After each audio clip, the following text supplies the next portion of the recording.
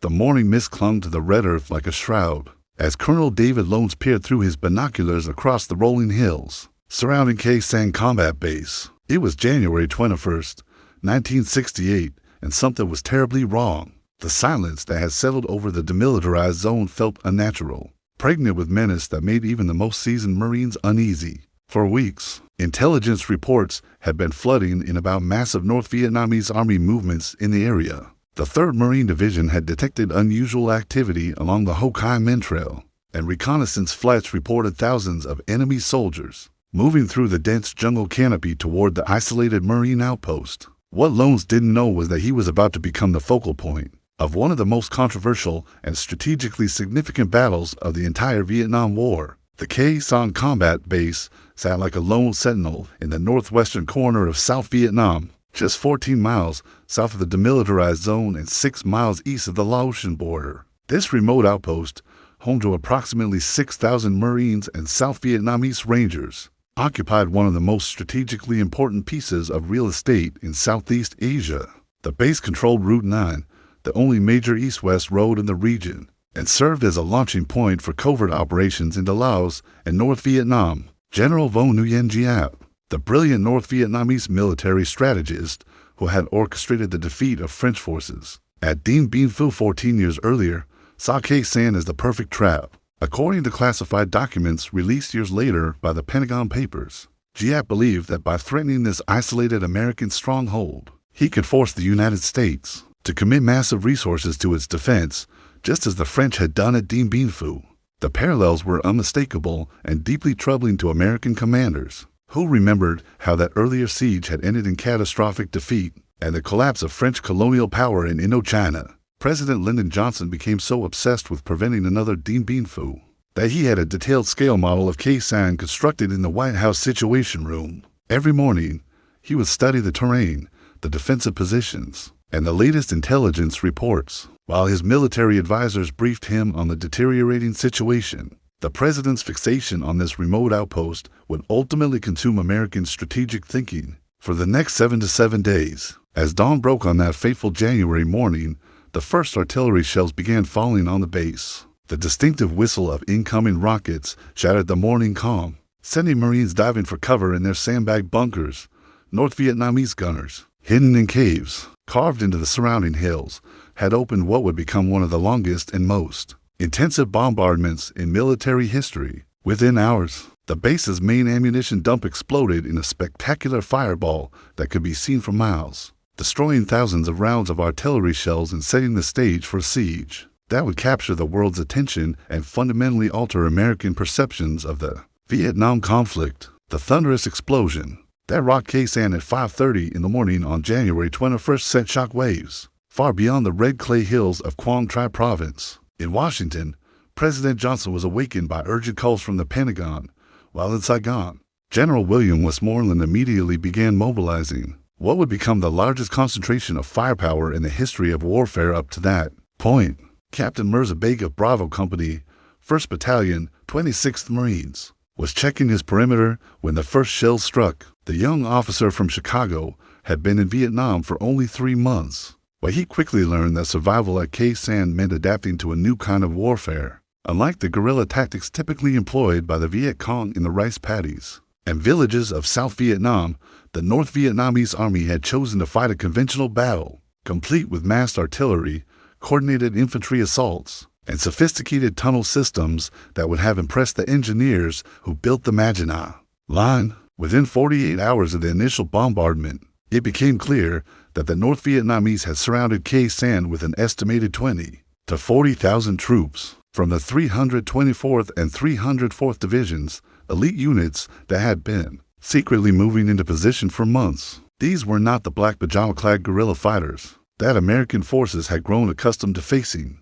but well-equipped regular army soldiers carrying modern Soviet and Chinese weapons, supported by heavy artillery and anti-aircraft guns that made resupply flights increasingly dangerous. The Marines quickly discovered that their enemy had learned valuable lessons from previous battles. The North Vietnamese had constructed an elaborate network of tunnels, bunkers, and supply caves in the limestone hills surrounding the base, some extending more than a mile underground. These positions were virtually impervious to American bombing, and allowed enemy forces to move freely around the battlefield, while remaining hidden from aerial reconnaissance. Colonel Lones found himself commanding a fortress under siege in the truest sense of the word. The base's single airstrip became the lifeline for the surrounded garrison, but North Vietnamese gunners had positioned their artillery with devastating accuracy. Every supply flight became a deadly gamble, with cargo planes forced to make steep, spiraling descents to avoid enemy fire, only to face a gauntlet of rockets and mortars during the final approach. The psychological warfare was as intense as the physical bombardment. North Vietnamese loudspeakers, hidden in the jungle, broadcast propaganda messages in perfect English, taunting the Marines with reminders of Dien Bien Phu, and promising that Khe Sanh would meet the same fate. The constant artillery fire, which continued day and night for weeks, created a hellish environment where sleep became impossible and nerves frayed to the breaking point. As news of the siege reached the American public through television broadcasts and newspaper reports, Khe Sanh became a symbol of American determination in Vietnam. Walter Cronkite, the most trusted voice in American journalism, devoted entire segments of the CBS Evening News to the battle, while newspapers across the country ran daily maps showing the positions of friendly and enemy forces around the besieged base. The strategic implications of the battle were becoming clear to military planners on both sides. For the Americans, Khe Sanh represented a test of will and capability that could not be lost without devastating consequences for morale and credibility. For the North Vietnamese, the siege served as both a genuine attempt to achieve a spectacular military victory and elaborate deception designed to mask preparations for a much larger offensive that would soon shock the world. General William Westmoreland stood before the massive operations map in his Saigon headquarters, studying the red pins that marked North Vietnamese positions around Khe Sanh. The commander of American forces in Vietnam had made a momentous decision. He would not allow Khe Sanh to become America's Dien Bien Phu. Instead, he would unleash the most concentrated bombing campaign in military history, an operation codenamed Niagara that would drop more explosive on the hills around Khe Sanh than had been used in some entire theaters of World War II. Lieutenant Colonel Jonathan Ladd, commanding officer of the 1st Battalion, 9th Marines, watched in awe as the first waves of Boeing B-52 Stratofortresses appeared on the horizon. Like mechanical thunderclouds, each of these 8-engine giants carried 30 tons of bombs, and Westmoreland had committed to sending them over the Khe Sanh area around the clock for as long. As the siege lasted, the sound of their approach was both terrifying and comforting to the Marines below. Terrifying because of the raw destructive power they represented, and comforting because it meant they were not alone in their remote mountain stronghold. The statistics of Operation Niagara were staggering by any measure. Over the course of the siege, American aircraft would fly more than 24,000 sorties and drop over 100,000 tons of ordnance on an area roughly 8 miles square. This represented a concentration of firepower unprecedented in human history, equivalent to 5 Hiroshima-sized atomic bombs worth of conventional explosives. The bombing was so intense that seismographs at weather stations hundreds of miles away registered the continuous explosions. As earthquake activity, Captain Harry Begg of Alpha Company, 3rd Battalion, 26th Marines, had never experienced anything like the psychological effect of the B-52 strikes. The massive bombers flew so high they were invisible from the ground, but their approach created a sound that seemed to come from the earth itself, a deep rumbling that grew steadily until it felt like the world was being torn apart. When the bombs finally impacted, the ground shook so violently that loose equipment bounced several feet into the air, and Marines had to hold onto their bunker walls to avoid being thrown to the ground. The North Vietnamese response to Operation Niagara revealed both their resilience and their tactical sophistication. Rather than being driven away by the massive bombing, they adapted their operations to work around it. Enemy forces moved only at night, used natural caves and man-made tunnels for shelter, and continued their artillery bombardment of the base, even as American bombs fell all around their positions. Intelligence reports suggested that despite the unprecedented scale of the bombing, North Vietnamese forces were actually increasing their numbers around Khe Sanh, bringing in fresh troops and supplies along routes that American reconnaissance aircraft couldn't detect. The air war above Khe Sanh became a deadly game of cat and mouse. North Vietnamese forces had moved sophisticated surface-to-air missiles and anti-aircraft guns into the area, creating one of the most dangerous flying environments of the entire Vietnam War. Many flights had to abort their approaches at the last second when rocket attacks made landing impossible. The most dramatic moment of the air campaign came on February 5th, when a United States Air Force Lockheed C-130 Hercules transport was hit by enemy fire while attempting to land at Sanh. The aircraft, carrying ammunition and medical supplies desperately needed by the besieged garrison, burst into flames on the runway, blocking further landings for several critical hours. The crew's heroic efforts to keep their damaged aircraft flying long enough to reach the base became legendary among the Marines, who watched helplessly as the burning plane illuminated the entire combat base like a massive flare. Despite the intensity of Operation Niagara, intelligence reports continued to paint a troubling picture. The North Vietnamese showed no signs of withdrawing from their positions around Sanh, and American commanders began to suspect that the siege might be serving a purpose beyond simply capturing the base itself. While the world's attention remained fixed on the dramatic siege unfolding at Sanh, General Vo Nguyen Giap was orchestrating one of the most brilliant strategic deceptions in modern military history. The massive North Vietnamese buildup around the isolated Marine base was not merely an attempt to achieve another Dien Bien Phu, but rather an elaborate feint designed to mask preparations for a coordinated offensive that would strike at the very heart of South Vietnam's urban centers. Major James Wilkinson of the 2nd Battalion, 26th Marines, had been analyzing enemy radio intercepts when he began to notice disturbing patterns in North Vietnamese communications. Despite the massive concentration of forces around Sanh, intelligence reports from other parts of South Vietnam suggested unusual Viet Cong activity in and around major cities. Wilkinson's concerns, shared with higher command, were largely dismissed by officers who remained focused on the immediate threat to their own position. On January 30th, 1968, while American commanders continued to pour resources into the defense of Sanh, nearly 70,000 North Vietnamese and Viet Cong forces launched simultaneous attacks on more than 100 cities and towns across South Vietnam. The Tet Offensive, named for the Vietnamese New Year holiday during which it began, represented a complete strategic surprise that caught American and South Vietnamese forces completely off guard. The timing of the offensive was no coincidence. According to classified documents later released through the Freedom of Information Act, North Vietnamese planners had deliberately chosen to begin their urban offensive while American attention remained focused on Sanh. General Giap understood that the isolated Marine base represented exactly the kind of dramatic, easily understood military situation that would capture media attention and political focus in Washington, leaving other areas of South Vietnam vulnerable to surprise attack. Sergeant Michael Torres of Charlie Company,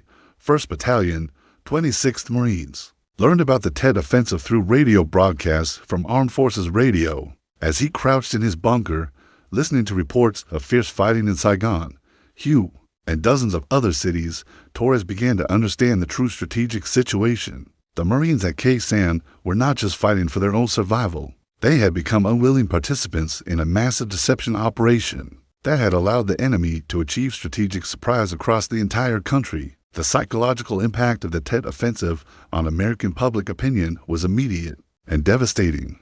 The contrast between official optimism and televised reality created a credibility gap that would ultimately prove fatal to American involvement in Vietnam. President Johnson, who had spent weeks obsessing over the situation at Sanh, suddenly found himself facing a political and military crisis that extended far beyond a single remote outpost. The president's approval ratings plummeted as Americans began to question not only the conduct of the war, but its fundamental purposes and prospects for success. At Sanh itself, the Marines continued to face daily bombardment and the constant threat of ground attack, but the strategic context of their situation had changed completely. What had begun as a straightforward military siege had revealed itself to be part of a much larger and more sophisticated enemy strategy. The North Vietnamese had successfully used Sanh as both a real military objective and a strategic deception, achieving tactical surprise on a scale that changed the entire course of the Vietnam War.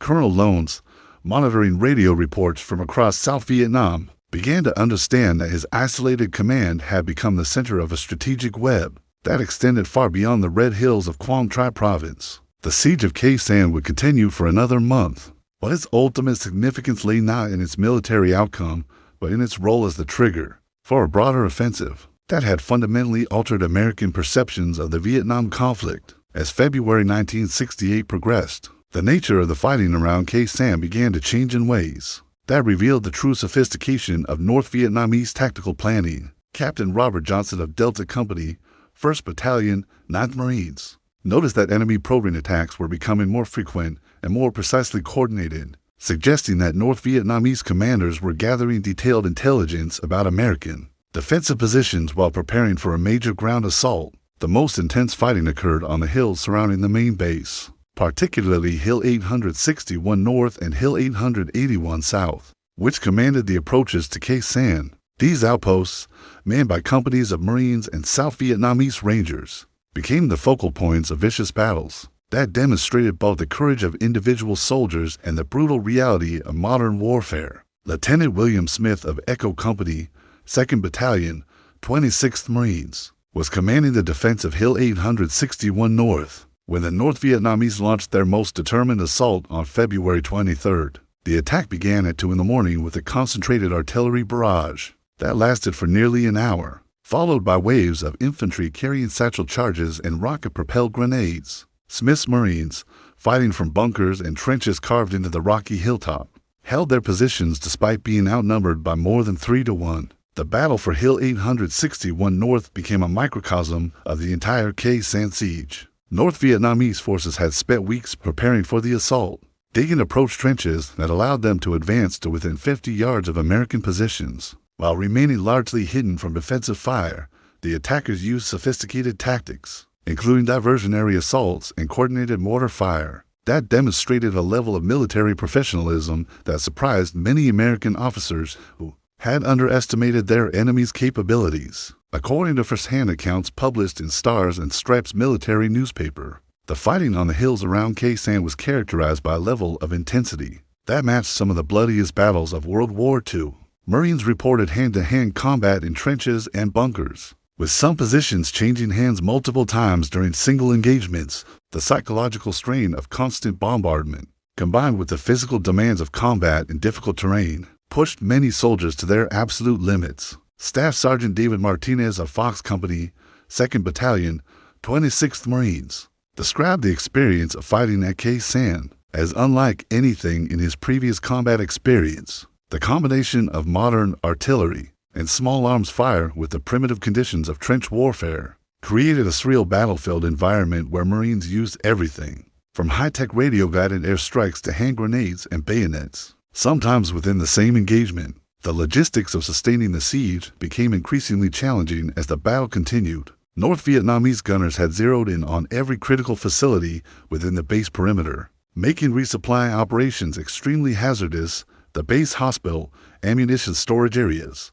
and even the mess halls were under almost constant threat from accurate artillery fire that demonstrated the enemy's detailed knowledge of American positions.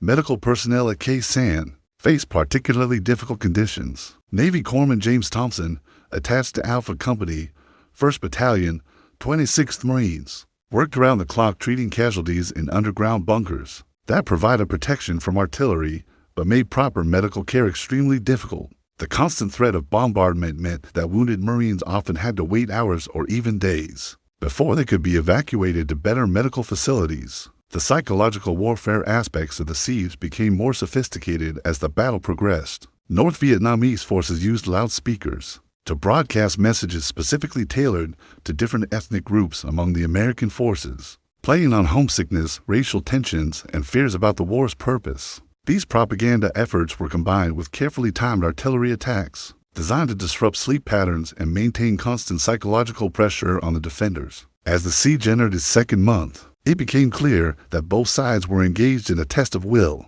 that extended far beyond the military significance of Khe Sanh itself. The battle had become a symbol of American determination in Vietnam, but it was also revealing fundamental problems with American strategy and tactics that would have long-term consequences for the conduct of the war. By late March 1968, the strategic situation around Khe Sanh had evolved into a complex military and political puzzle that would ultimately reshape American thinking about the Vietnam War. General Creighton Abrams, who had recently replaced William Westmoreland as commander of American forces in Vietnam, faced a decision that would define his tenure: whether to continue defending an isolated outpost that had consumed enormous resources while serving the enemy's strategic purposes, or to acknowledge that the tactical situation had fundamentally changed.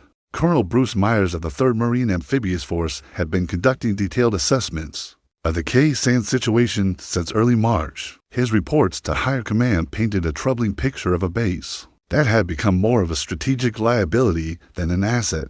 The massive bombing campaign of Operation Niagara had failed to drive away North Vietnamese forces, while the Tet Offensive had demonstrated that the real threat to American objectives in Vietnam lay not in remote border areas, but in the populated regions where the war's political outcome would ultimately be determined. Intelligence reports from the Defense Intelligence Agency suggested that North Vietnamese forces around Khe Sanh were beginning to withdraw, but not because of military pressure. Instead, enemy commanders appeared to have concluded that the siege had served its strategic purpose by tying down American forces during the crucial period of the Tet Offensive. The gradual reduction in artillery attacks and probing assaults indicated that General Giap had achieved his primary objective of strategic deception and was now prepared to shift his forces to other areas of operation.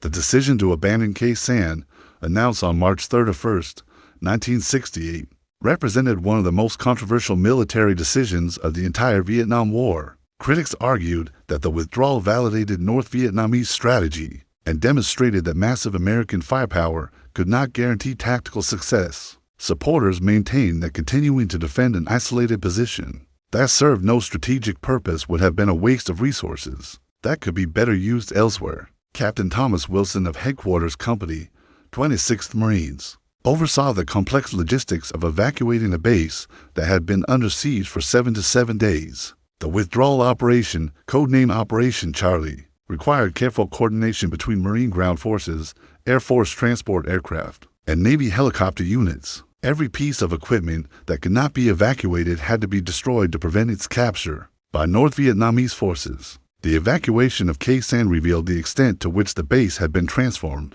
by months of continuous bombardment. Buildings that had once housed thousands of Marines lay in ruins, their twisted metal and concrete debris testament to the intensity of the enemy artillery campaign. The airstrip, pocked with craters from rocket attacks, bore little resemblance to the vital logistics hub it had once been.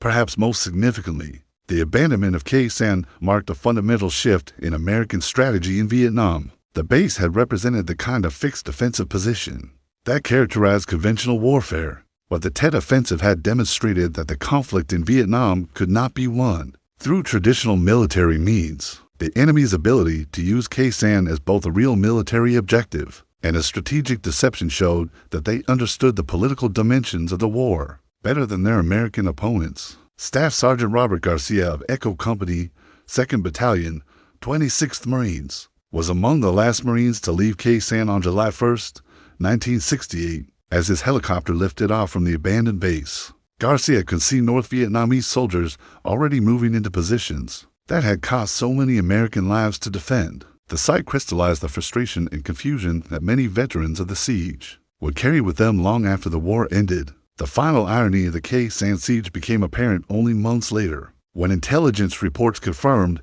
that North Vietnamese forces had begun reoccupying the area. Within days of the American withdrawal, the strategic hilltops and road networks that had been the focus of such intense fighting were once again under enemy control, suggesting that the entire 7-to-7-day battle had achieved little beyond demonstrating the limitations of American military power in Vietnam. The Battle of Khe Sanh ended not with a dramatic final assault or decisive military victory, but with the quiet evacuation of American forces who had successfully defended their positions while failing to achieve their broader strategic objectives. The siege's conclusion on July 5, 1968, marked more than just the end of one battle. It represented a fundamental turning point in American military strategy and public perception of the Vietnam War that would influence policy decisions for decades to come. General Creighton Abrams, reflecting on the lessons of Khe Sanh in classified after-action reports, concluded that the battle had demonstrated the futility of fighting a conventional war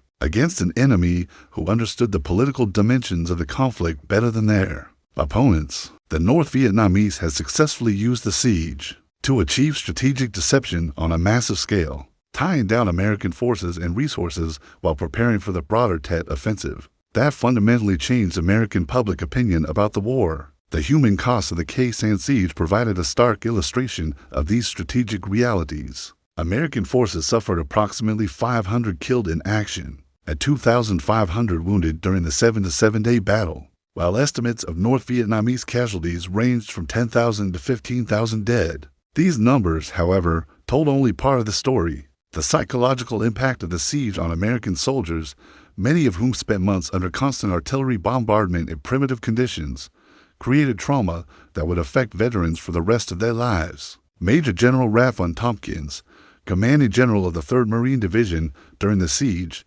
later wrote in his memoirs that Sanh represented a perfect example of how tactical success could coexist with strategic failure. The Marines had successfully defended their positions and inflicted heavy casualties on attacking North Vietnamese forces, but the enemy had achieved their larger objective of using the battle to support the Tet Offensive. That turned American public opinion against the war.